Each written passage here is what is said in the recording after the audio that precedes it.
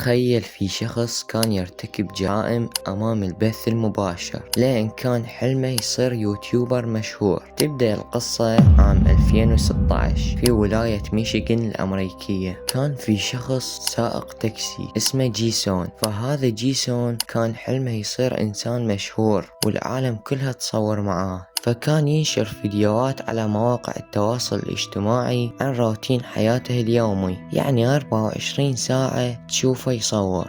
المهم كان يريد بأي طريقة يصبح مشهور، واللي خلاه مهووس لهالدرجة اللي هو صاحبه بوب. فهذا بوب كان أعز أصدقاء جيسون، وكان ينزل ألعاب ويفتح بثوث وعنده ملايين المتابعين. مع العلم جيسون كان ينشر فيديوهات قبل صاحبه بوب، ولكن بيوم من الأيام جيسون نشر فيديو ومكتوب بيه انتظروا البرنامج القادم. وفعلا اشتغل سائق تاكسي وركب كاميرات بكل زاوية في السيارة، وجاب صندوق بماء وخلى بيه سم وفتح بيت داخل سيارته. فصعد ويا واحد اسمه فريدريك.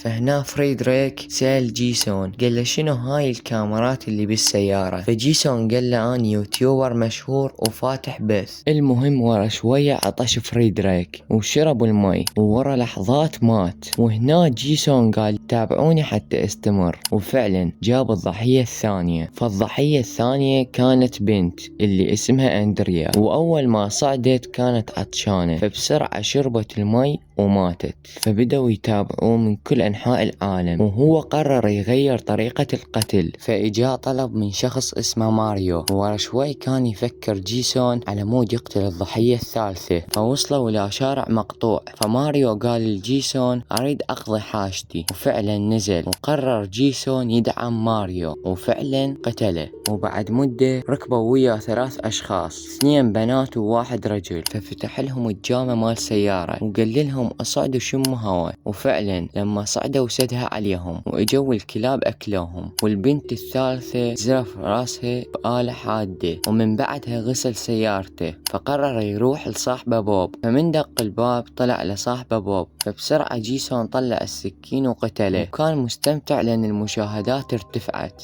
فوصلت له رسالة من والده على مود يوصله. فوافق جيسون. بنص الطريق والد جيسون شاف مسدس داخل سيارة ابنه وسأله شنو تسوي بيه. فجيسون قال له أدافع عن نفسي. بس بعد مدة تعرف على بنت مشهورة وقال لها سوي دعم لصفحتي. وفعلا وافقت البنت وعزمها على العشاء. فنزل من السيارة على مود يجيب لها الطعام. فمن رجع شافها ميتة لأن شربت من المي اللي بيسم. فمن بعدها ارتفعت مشاهدات جيسون كلش هواي. فقرر يقتل بنت مشهورة، وفعلا انتظرها وصعدت معاه. فجيسون كان يتكلم وياها، فهي عصبت من عنده وطلعت حبل ورادت تقتله، ولكن جيسون قدر يضربها. فهنا الشرطة عرفوا جيسون وعرفوا الجرائم اللي سواها، ومن قبضوا عليه حكموه بالمؤبد، وصاروا العالم كلها تتكلم عنه. فقدر يحقق الشهرة، ولكن بالمقابل خسر حياته. المهم اعطوني رأيكم بالمقطع، ولا تنسون زر اللايك والاشتراك بالقناة، ومع السلامة.